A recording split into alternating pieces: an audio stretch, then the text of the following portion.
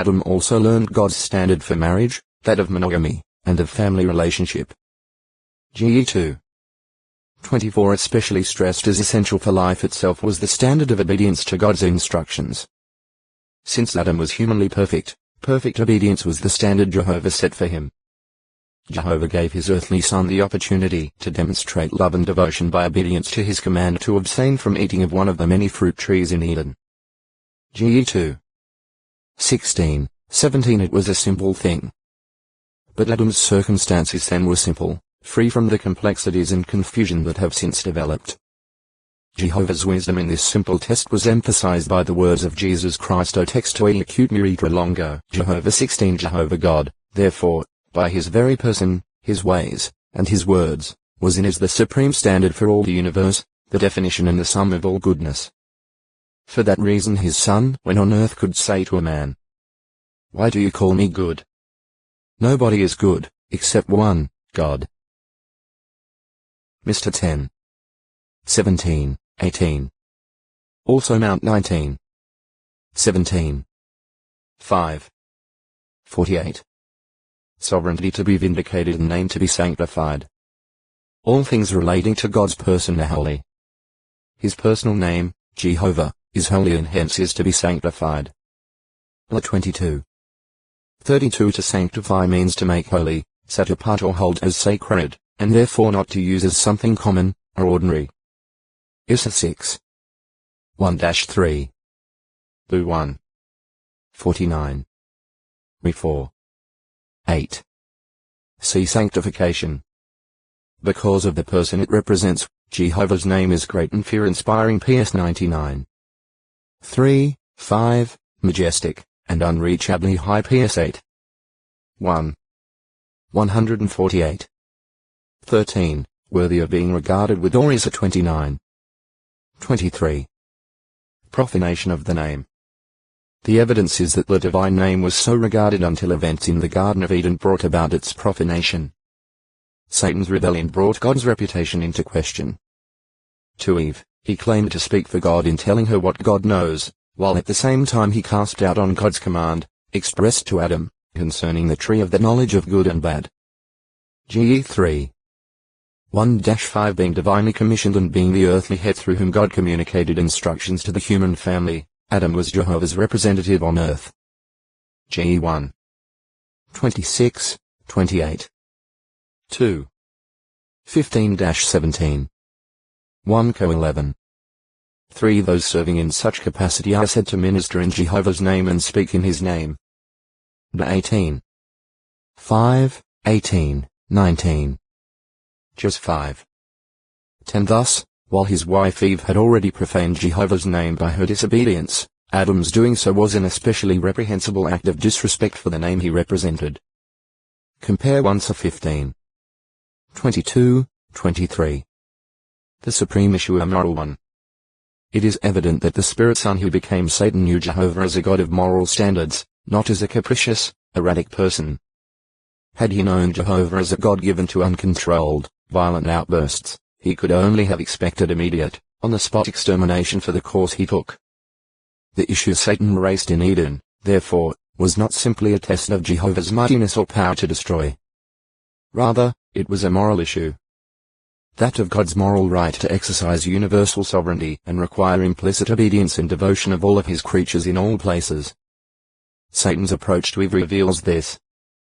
GE 3:1-6 Likewise, the book of Job relates how Jehovah brings out into the open before all his assembled angelic sons the extent of the position taken by his adversary. Satan made the claim that the loyalty of Job and, by implication, of any of God's intelligent creatures toward Jehovah was not wholehearted, not based on true devotion and genuine love.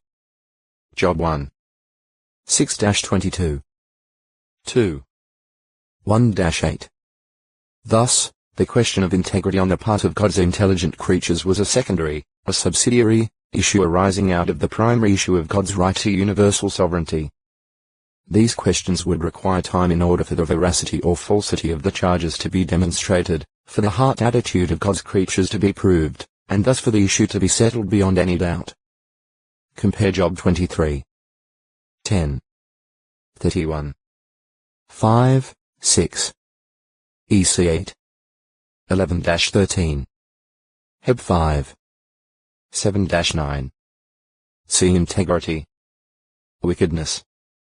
Jehovah thus did not immediately execute the rebellious human pair nor the spirit son who raised the issue, and so the two foretold seeds, representing opposite sides of the issue, would come into existence. GE 3. 15. That this issue still remained alive when Jesus Christ was on earth is seen from his confrontation with Satan in the wilderness after Jesus' 40-day fast.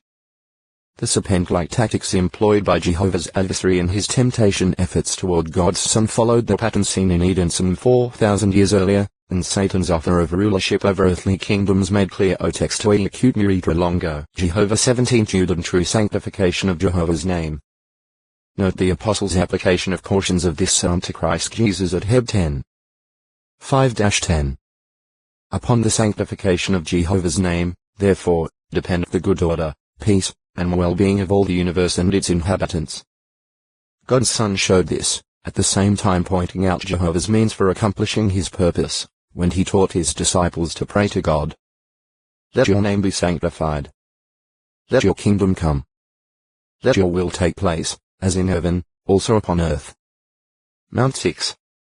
9. 10th This primary purpose of Jehovah provides the key for understanding the reason behind God's actions and his dealings with his creatures as set forth in the entire Bible. Thus, we find that the nation of Israel, whose history forms a large part of the Bible record, was selected to be a name people for Jehovah. De 28. 9, 10. 2 ch 7. 14. Isra 43.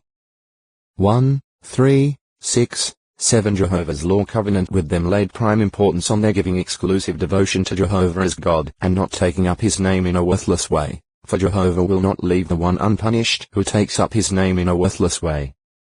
X 20. 1-7. Compare 19. 12. 24. 10-23. By his display of his power to save and power to destroy when liberating Israel from Egypt, Jehovah's name was declared in all the earth, its fame preceding Israel in their march to the promised land. X 9. 15, 16. 15. 1-3, 11-17.